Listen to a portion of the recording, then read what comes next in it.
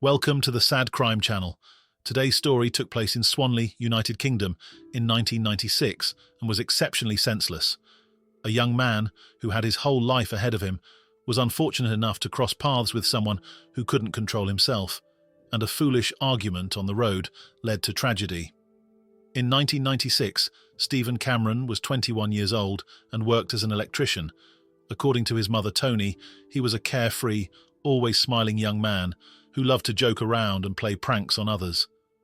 At the same time, he adored his family and frequently showed it. He had no trouble expressing love, not just to his parents, but also to more distant relatives. He spent his free time playing sports, regularly golfing with his father Ken. The two shared a strong bond and spent a lot of time together. The golf course was close to Mr. Cameron's workplace, and Stephen would often drop by during his lunch break to suggest a quick round of their favourite game. Stephen had been in a long-term relationship with 17-year-old Danielle Cable. The couple lived together at Tony and Ken Cameron's home in Swanley, Kent, England. Danielle had first noticed her future fiancé at a bus stop. Stephen smiled at her, and she immediately fell in love with him. Christmas of 1995 was a memorable time for the Cameron family. On Christmas Eve, Stephen came home with an engagement ring. The first person he showed the precious item to was his mother. She was overjoyed, knowing that Danielle had no idea the proposal was coming. She was thrilled that her son had decided to settle down with someone he truly loved. Danielle was also ecstatic and said yes, without hesitation. That same evening, the couple visited Danielle's parents. The Cable family was just as happy and gave the couple their blessing. They all sat down together, talking and planning a shared future. And that future looked bright.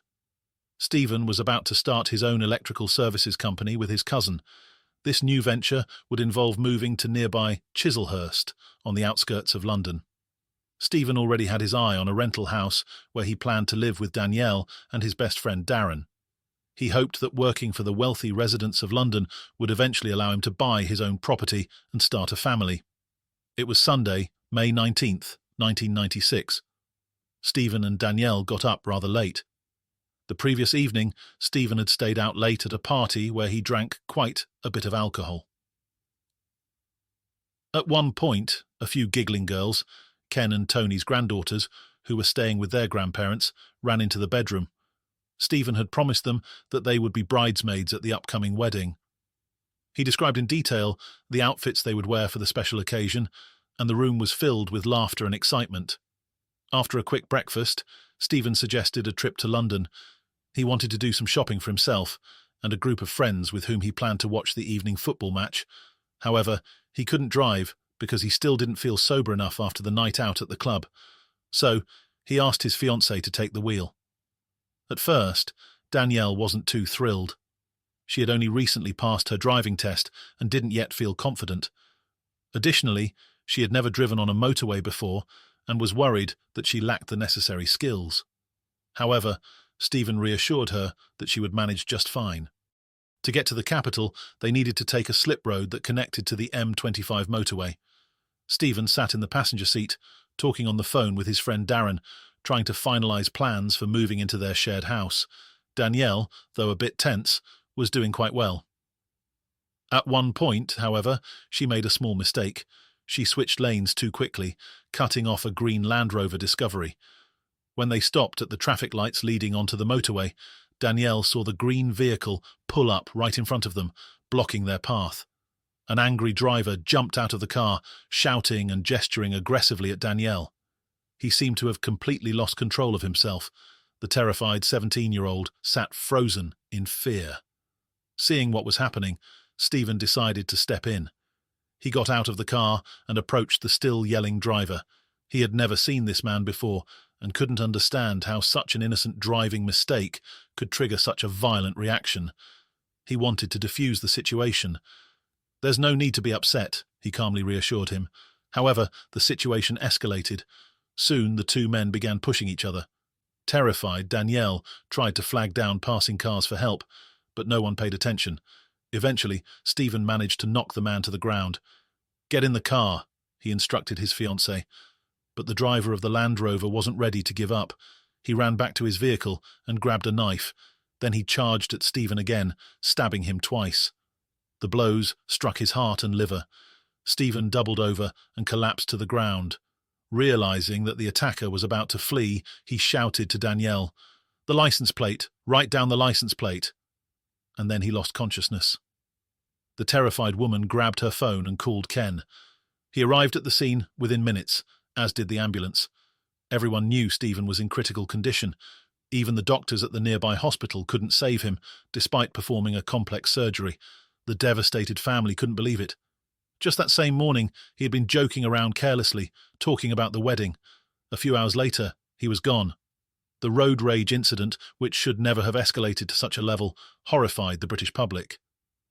The police immediately began the search for the suspect, the driver of the Land Rover. The most important witness was, of course, Danielle Cable. She described how, after murdering her fiancé, the man calmly got into his vehicle, turned on the radio, and drove away as if nothing had happened. Danielle couldn't remember the entire license plate number of the attacker's vehicle, nor could the other witnesses whom the police managed to locate. Each person only noted a fragment of the number.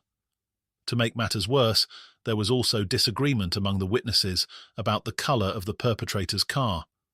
Some claimed it was green, others said it was black, and still others insisted it was navy blue. Not many useful clues were found at the crime scene to identify the perpetrator.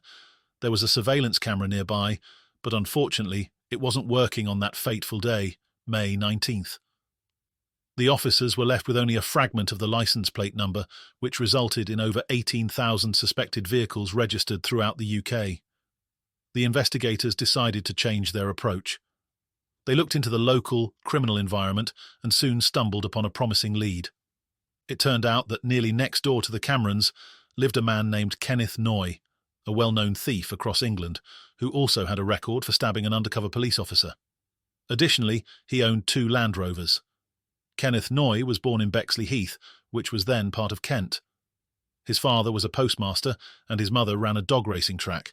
At just 5 years old, he was caught stealing, attempting to take cash from the store register while his mother chatted with the cashier. When he entered secondary school, his behaviour worsened. Kenneth bullied younger and weaker students and led a group of teenage delinquents terrorising the neighbourhood where he lived. By the age of 15, he had dropped out of school for good. He began stealing bicycles, which he sold for profit after making minor modifications. This led to a 1-year sentence in a juvenile detention centre. The Noye name became truly notorious on November 26, 1983, when he was part of a gang that executed a raid on a well-guarded warehouse near Heathrow Airport. The thieves made off with several tons of gold, worth a staggering £26 million. Kenneth quickly tried to cash in on his share of the loot. He melted down the gold and mixed it with copper, creating bars that attracted the attention of the police. An undercover police officer managed to infiltrate Noye's environment, tasked with gathering enough evidence to secure a conviction against the criminal. However, Noye realized he was being watched. One day, he met with the undercover officer, and during what seemed like an innocuous conversation, he suddenly attacked the officer with a knife. He stabbed him blindly until he finally ran out of strength. After being arrested, Noye claimed he acted in self-defense. He received a 14-year prison sentence but was released on parole for good behavior after serving 7 years. On May 19, 1996, Noye was still on probation and living near the Cameron family home. He was a well-known member of the local community and did not hide from anyone. Neighbours didn't interfere with him. It remains unclear why, on that fateful day, he reacted so aggressively to Danielle's awkward driving manoeuvres. However, one thing was certain. He was the one who killed Stephen. The next day, as if nothing had happened, he attended a family dinner at his luxurious villa. When asked about the knife incident that had been all over the news, he openly admitted to being responsible for it. He claimed he had acted in self-defense because his opponent had behaved extremely aggressively.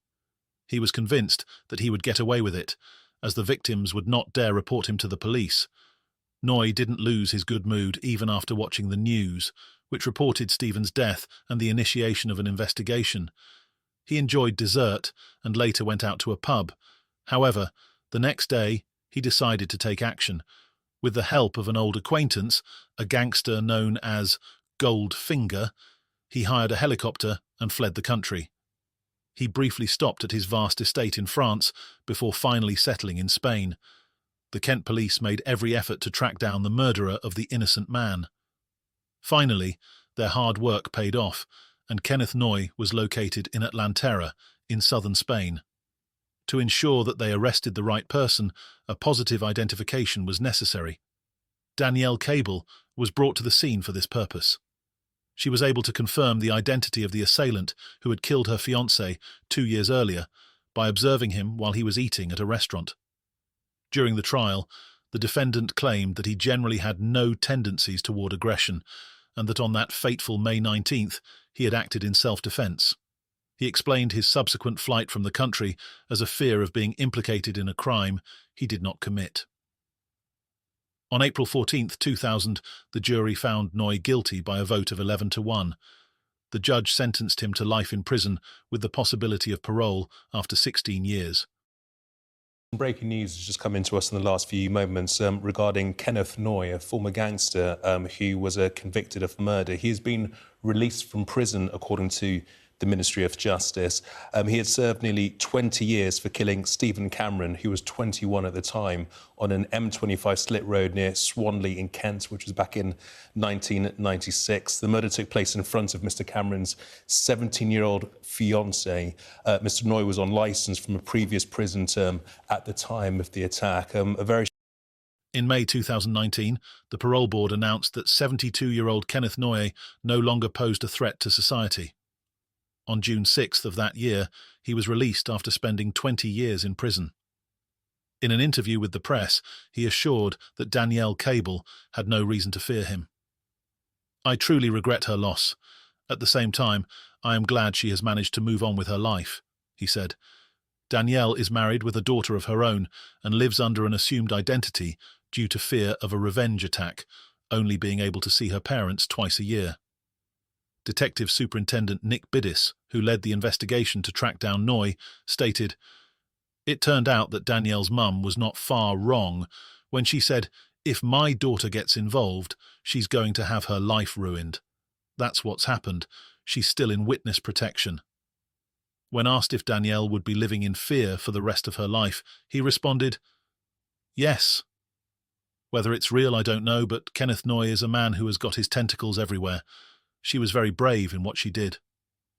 Danielle lives in constant fear of a revenge attack or simply running into him." A family source revealed, "She's had nightmares about seeing this evil man again. The news of his release feels like she's living her worst nightmare. She hates him for taking Stephen away from her and ruining their hopes and dreams. She has never forgotten Stephen and loved him so much. Noye's release brings it all back as if it were yesterday."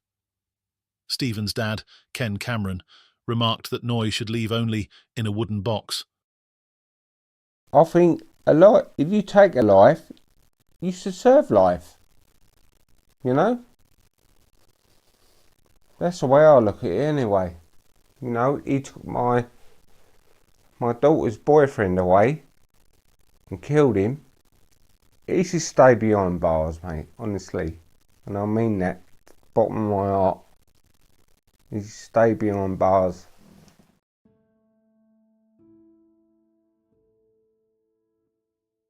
Thank you for listening to this story. Feel free to share your thoughts in the comments. Take care, and until next time.